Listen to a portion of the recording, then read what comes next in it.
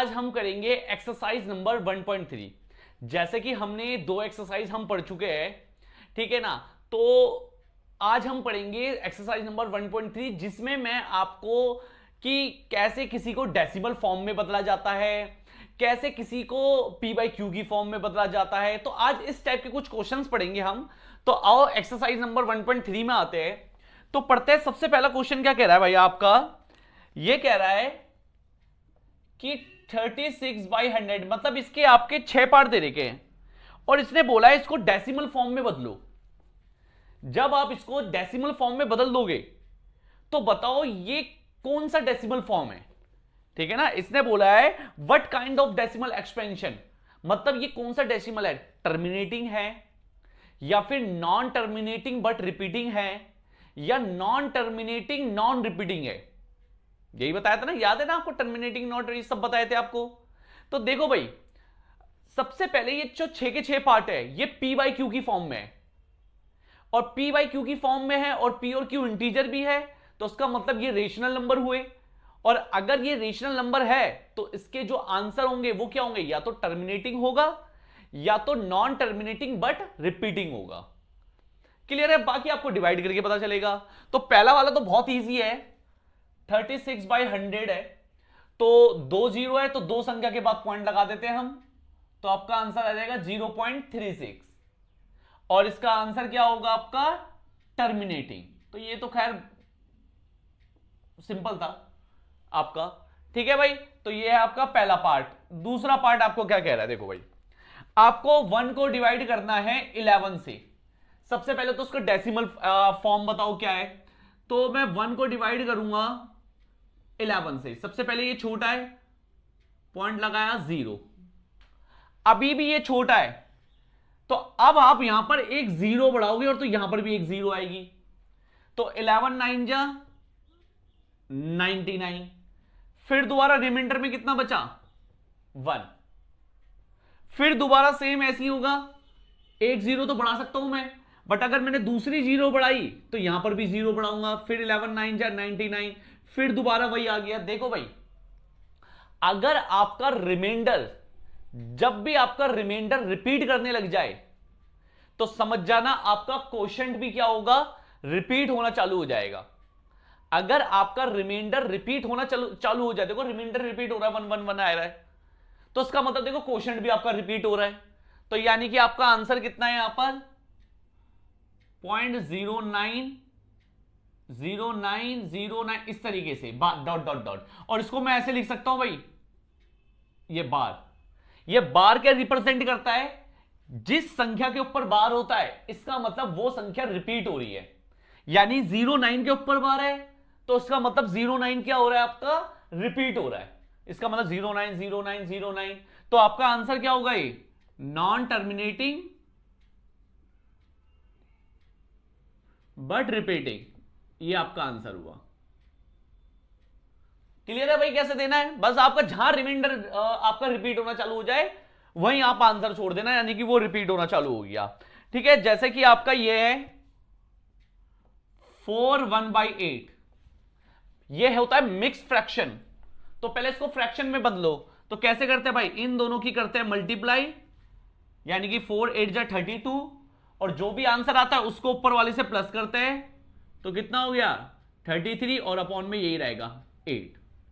अब मैं 8 से 33 को डिवाइड करूंगा 8 से, तो भाई 8 4 जा 32, बचा कितना रिमाइंडर 1, भाई छोटा आ गया, पॉइंट लगाया 0, 8 1 जा 8, कितना बचा 2, फिर एक 0 बढ़ाई, 8 2 जा 16 और फिर एक 0 बढ़ाई और 8 5 जा 40।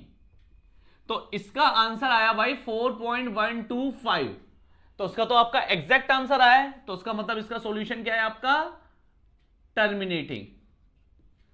समझ में आ गया भाई आपका, क्लियर है। अगला पार्ट देखना, एक लास्ट पार्ट करा देता हूं आपको 3/13।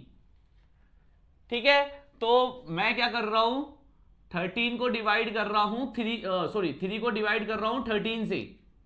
तो सबसे पहले तो पॉइंट लगा दिया 0, ठीक है, 13 2 जा 26, रिमाइंडर में बचा 4, फिर आपने क्या बढ़ा, एक जीरो बढ़ा दिया, 13 3 जा 39, 1 बचा, फिर एक जीरो बढ़ा दिया। अब आप देखो आपका छोटा आ रहा है, तो अगर एक और जीरो बढ़ानी है तो यहां पर भी जीरो बढ़ानी पड़ेगी, ठीक है।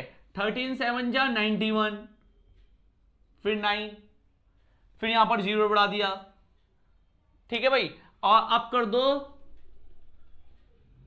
6 बारी में, तो 13 3 जा 78, तो रिमाइंडर में कितना बचा आपका 12, फिर एक जीरो बढ़ा दिया आपकी, ठीक है भाई।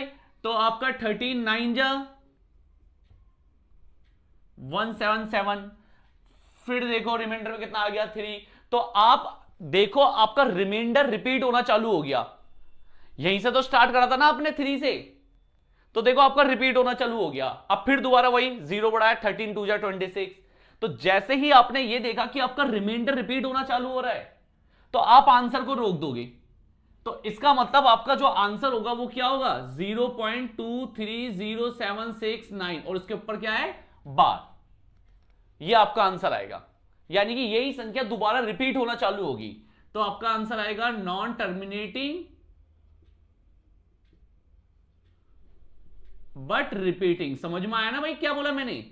आपका यहां पर रिमाइंडर, बस भाई रिमाइंडर हम क्यों डिवाइड करें, हमने देखा रिमाइंडर वही आ गया दोबारा 3, तो इसका मतलब है कि आपका आंसर रिपीट होना चालू हो रहा है, बस छोड़ दो, आपको करने की जरूरत नहीं, आपका आंसर पता चल गया, यही आपका आंसर है, उसके ऊपर बाल लगा देना और लिख देना non terminating but repeating. Clear है भाई? पहला क्वेश्चन कैसे करना है, इसके रिमेनिंग पार्ट कैसे करने हैं, एक बार नोट डाउन कर लो। चलो भाई क्वेश्चन नंबर सेकंड में आते हैं। आपको सेकंड क्वेश्चन बोल रहा है यू नो जो 1/7 की वैल्यू होती है वो है आपका 0.142857 के ऊपर बार, ये है आपकी 1/7 की वैल्यू। तो ये बोल रहा है can you predict that the decimal expansion of 2/7, 3/7, 4/7, 5/7, 6/7 without actual doing the long division. मतलब आप बिना डिवाइड करे क्या इनके आंसर बता सकते हो, क्या इनके आंसर बता सकते हो, ये बोल रहा है। आपको डिवाइड नहीं करना, आपको बिना डिवाइड करे बताना है आंसर। तो मुझे एक बार बताओ, 2/7 को मैं ऐसे लिख सकता हूं, 2 × 1/7। क्लियर है ना भाई, एक ही चीज है। तो 2 × 1/7 की वैल्यू ये नहीं, पुट कर दो,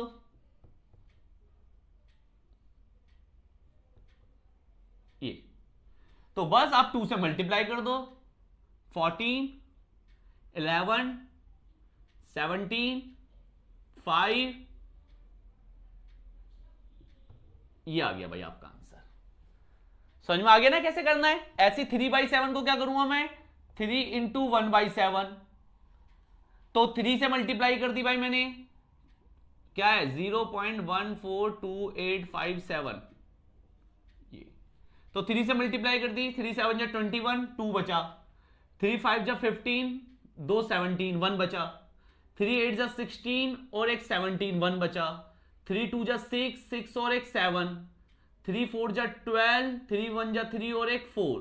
भाई कैलकुलेशन अगर मिस्टेक होगी हो तो माफी चाहता हूं, ठीक है ना, हो जाती है मेरी कैलकुलेशन मिस्टेक, ठीक है ना, कई बार जल्दी करते समय, ठीक है ना। तो एक बार आप समझ गए ना करना कैसे है। ऐसी 4 × 1/7 का मतलब है क्या, 4 × 1/7, ये मतलब होगा। समझ में आ गया भाई? ये 5 को कैसे करना है आपको। तो ये था आपका क्वेश्चन नंबर सेकंड। एक बार देखो भाई, ठीक है, वीडियो पॉज करके आप इसको खुद ही कर लो अभी अभी में ही। क्लियर है भाई? एक बार नोट डाउन कर लो। चलो भाई नेक्स्ट क्वेश्चन देखते हैं। देखो भाई सबसे पहले मैं कुछ बता दूं कि मेरे को बोला जाएगा कि एक्सप्रेस करो, एक्सप्रेस 0. या कुछ भी लिख दे तो 0.5 बार in p/q form where p and q are integers. मेरे को बोला जाएगा, आप कुछ भी क्वेश्चन दे सकते हो, अभी मैं जस्ट समझा रहा हूं ताकि फिर वो वाले क्वेश्चन आप इजीली कर सको कि इसको p/q की फॉर्म में बदलना है। तो सबसे पहले जो माना इसको x मान लेना, लेट x बराबर 0.55। भाई इसका मतलब तो यही है ना, क्लियर है ना भाई, 5 के ऊपर बार, इसका मतलब एक संख्या रिपीट हो रही है, 5 रिपीट हो रहा है। तो उसको मान लेना आप फर्स्ट इक्वेशन। ठीक है, अब अगर आपको पता है कि एक संख्या के ऊपर बार है तो आप 10 से मल्टीप्लाई करोगे, अगर दो संख्या के ऊपर बार है तो 100 से मल्टीप्लाई करोगे, अगर तीन संख्या के ऊपर बार है तो 1000 से मल्टीप्लाई करोगे। क्लियर है भाई? तो फिलहाल एक संख्या के ऊपर बार था तो मैंने कह रहा multiply by 10 in equation first, तो ये हो गया 10x। तो जब आप 10 से मल्टीप्लाई करोगे तो ये जो डेसिमल है 1 प्लेस इधर आ जाएगा, तो 5.55 ऐसे करके हो जाएगा। तो अब आप क्या करोगे, सेकंड इक्वेशन में से फर्स्ट इक्वेशन को माइनस, तो सेकंड इक्वेशन है आपकी ये माइनस फर्स्ट इक्वेशन है ये। भाई पॉइंट के बाद तो सेम सेम हट ही जाएंगे, तो 5 में से 0 गया 5 और 10x में से x गया 9x, तो भाई x की वैल्यू कितनी आ गई आपकी 5/9। बस आपका आंसर आ गया, ये रहा आपका p बाई क्यू की फॉर्म में। ऐसे अगर मैं क्वेश्चन बोलूं 0.25 बार को करो p बाई क्यू की फॉर्म में, तो इस बार कितनी संख्या के ऊपर बार है, दो संख्या के ऊपर बार, तो कितने से मल्टीप्लाई करूंगा इस बार 100 से, multiply by 100 in equation first. तो 100 से मल्टीप्लाई करा तो ये हो गया आपका 100x, पॉइंट दो प्लेस इधर आ जाएगा, 1 2 यहां पर आ जाएगा, तो ये हो जाएगा 25.25 इस तरीके से, ये बन गई सेकंड।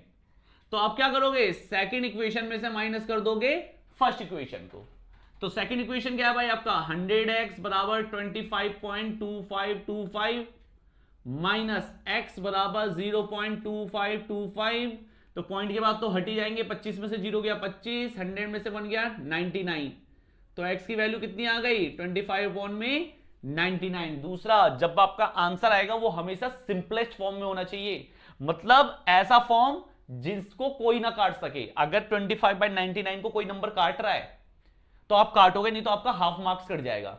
ठीक है ना, आंसर आपका सिंपलेस्ट फॉर्म में छोड़ना है आपको, बस ये याद रखना। समझ में आ गया भाई? ऐसे ही तीन संख्या रिपीट होगी तो 1000 से मल्टीप्लाई करेंगे। क्लियर है भाई? अब आते हैं, ठीक है, अब अगर मैंने क्वेश्चन ऐसे दे दिया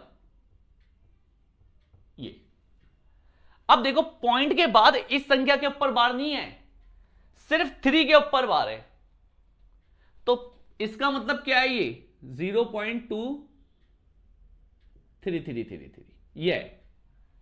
तो जब भी कभी इस टाइप का क्वेश्चन आए तो आपको हमेशा ये चेक करना है कि पहले कितनी संख्या के ऊपर बार नहीं है। ये याद रखना, दिमाग में भी बिठा लो, नोट्स बना लो, जो करना आपको वो कर लो, बट दिमाग में ये चीज बात डाल लो कि पहले आपको ये चेक करना है कि कितनी संख्या के ऊपर बार नहीं है। तो भाई एक संख्या के ऊपर बार नहीं है तो आप 10 से मल्टीप्लाई करोगे,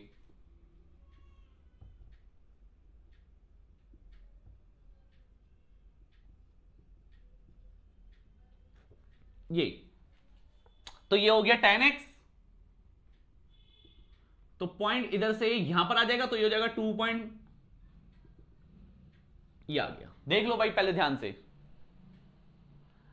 अब आपको यह चेक करना है कि कितनी संख्या के ऊपर बार है, तो भाई वो भी एक संख्या के ऊपर बार है, तो फिर दोबारा 10 से मल्टीप्लाई करो। अब इस बार सेकंड इक्वेशन में मल्टीप्लाई करोगे, अगर दो संख्या के ऊपर बार होता तो 100 से करता, तो यहां पर मल्टीप्लाई करा, multiply by 10 in equation second. देख लो, तो ये हो गया 10 इंटू 10 कितना हो गया 100x, पॉइंट यहां से यहां आ गया, तो ये हो गया 23.33 इस तरीके से। देख लो भाई थर्ड इक्वेशन कैसे बनी है।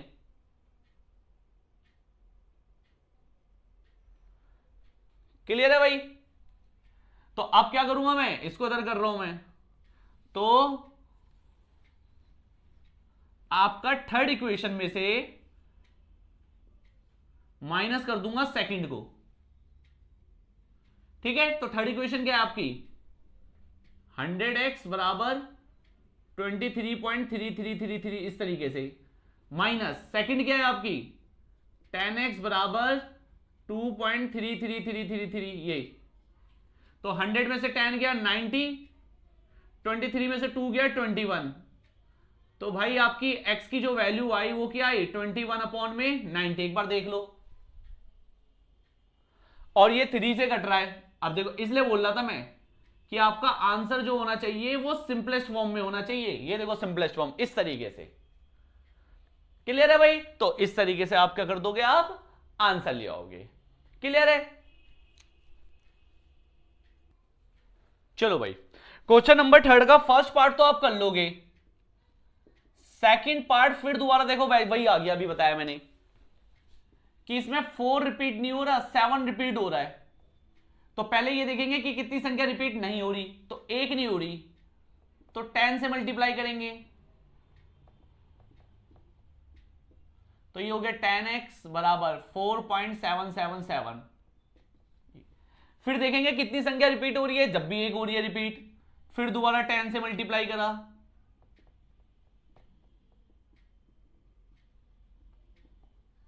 तो ये हो गया 10 टाइम 100, ये पॉइंट इधर से इधर आ गया, ये आ गया। तो फिर क्या करते हैं हम, थर्ड में से सेकंड को क्या करते हैं, माइनस,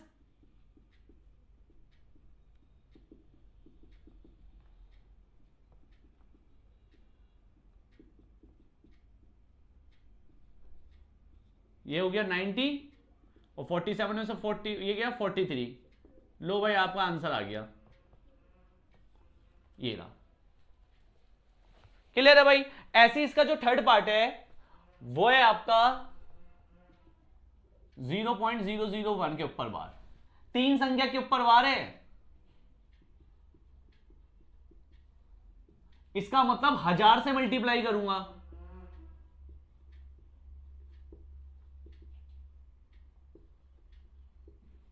तो ये हो गया 1000x, तो 0.3 प्लेस इधर आ गया, क्योंकि 1 के आगे तो आप कितनी भी जीरो लगा दो उससे कोई मतलब थोड़ी ना बनता है। तो आपका क्या हो जाएगा, सेकंड माइनस फर्स्ट,